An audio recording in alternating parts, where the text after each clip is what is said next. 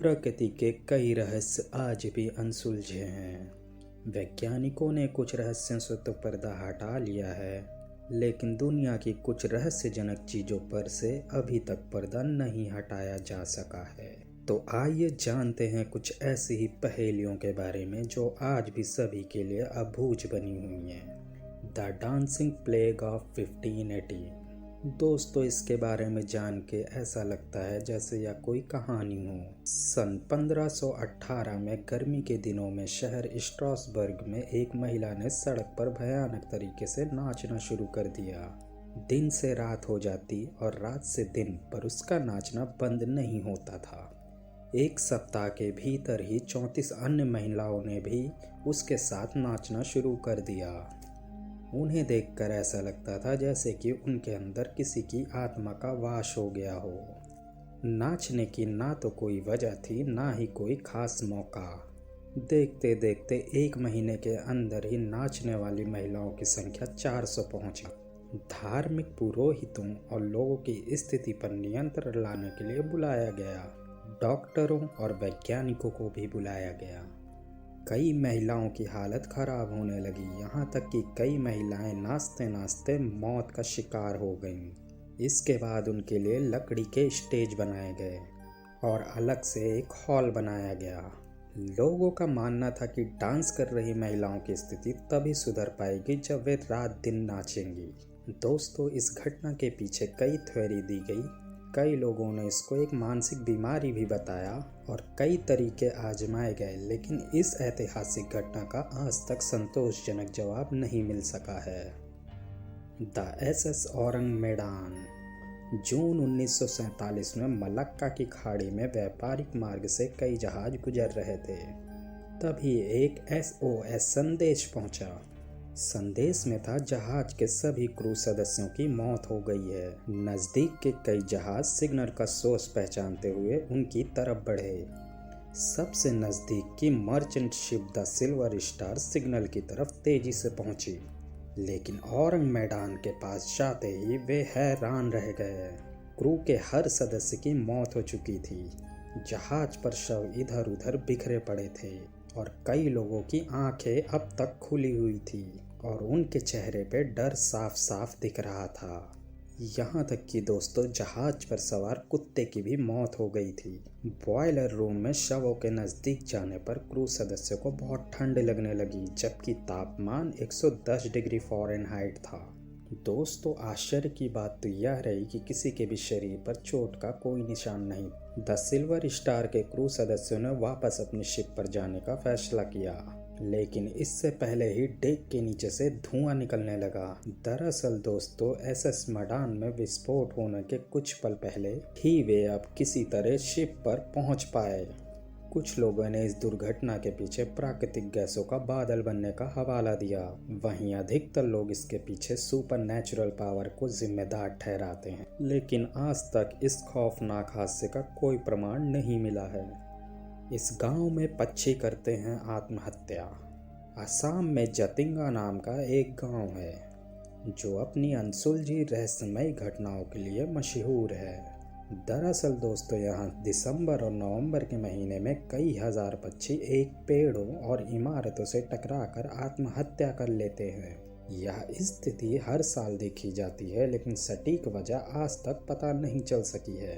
दोस्तों, अब हम आपको जो बताने जा रहे हैं, इसको सुनकर आप सच में हक्के बक्के रह जाओगे।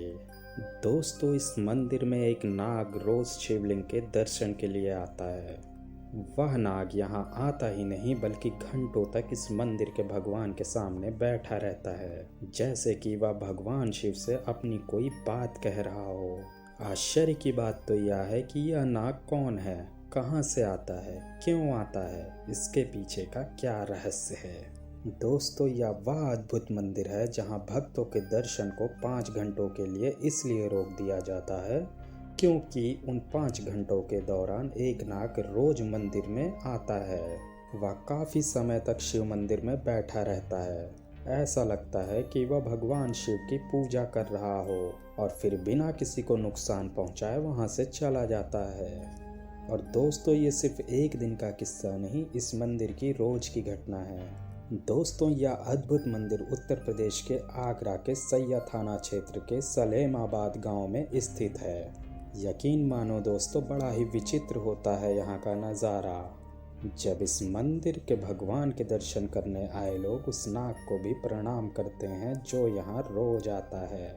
दोस्तों, आखिर क्या है इस नाग और मंदिर की कहानी, आइए जानते हैं। यह नाग इस मंदिर में रोज क्यों आता है, इस बात को जानने के लिए दूर गांव से एक संत को बुलाया गया। वे संत उस नाग को देखकर उसकी वास्तविकता जानने के लिए ध्यान मुद्रा में बैठ गए। वे संत लगभग 5 घंटों तक ध्यान मुद्रा में बैठे रहे। ध्यान के पश्चात उन्होंने ग्रामवासियों को उस नाग से संबंधित जो कथा सुनाई वह आश्चर्य से भरी हुई थी।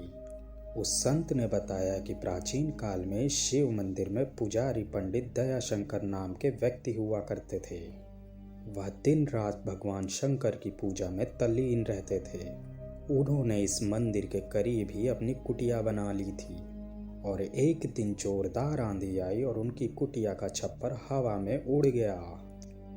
पंडित दयाशंकर अपनी कुटिया का नया छप्पर बनाने के लिए जंगल के कुछ लकड़ियां, घास फूस आदि तोड़ लाए। बड़ी मेहनत मशक्कत के बाद उन्होंने अपनी कुटिया का छप्पर तैयार कर लिया। उसे बस अब कुटिया के ऊपर छत लगाना था। पुजारी को अपना छप्पर बनाते बनाते सुबह से रात हो चली थी और अंधेरा भी होने लगा था, जिसके कारण पुजारी को अब कुछ कम दिखाई दे रहा था। लेकिन उन्होंने सोचा, मैं आज ही इस कुटिया को ठीक करूंगा। उन्होंने तैयार किए गए छप्पर को कुटिया के ऊपर लगाया। अब छप्पर बांधने के लिए एक मोटी रस्सी की आवश्यकता थी। उन्हें आसपास कोई रस्सी नजर नहीं आ रही थी कि तभी उनकी नज़र एक मोटी काली रस्सी पर पड़ी। उन्होंने वह रस्सी उठा ली और उसी से अपना छप्पर कसकर बांध दिया। लेकिन सुबह होने पर जो कुछ उन्होंने देखा उससे वो आश्चर्यचकित रह गए, क्योंकि छप्पर बांधने के लिए उन्होंने जिस काली मोटी रस्सी का उपयोग किया था वह रस्सी नहीं बल्कि एक नाग था। वह नाग मर चुका था। तभी आकाशवाणी हुई कि पुजारी, तुमने जिस नाग को मार डाला है वह कोई साधारण नाग नहीं बल्कि नागों का देवता था और तुमने उसे मारने का पाप किया है। इसलिए तुमको श्राप दिया जाता है कि तुम भी अगले जन्म में नाग योनि में जन्म लोगे। तभी पुजारी पंडित दयाशंकर मंदिर में जाकर बहुत रोए। उन्होंने अपने किए की क्षमा मांगी कि अनजाने में मुझसे नाग देवता के मारने का पाप हो गया। लेकिन प्रभु का निर्णय अटल था और फिर पंडित ने अपने अगले जन्म में नाग का रूप लिया।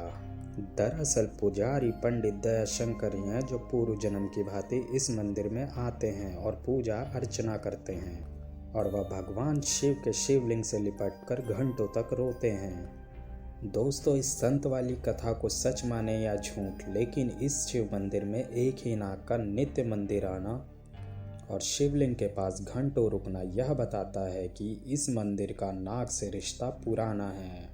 दोस्तों, ऐसे ही रोचक और अमेजिंग रहस्य को जानने के लिए चैनल को लाइक और सब्सक्राइब करिएगा।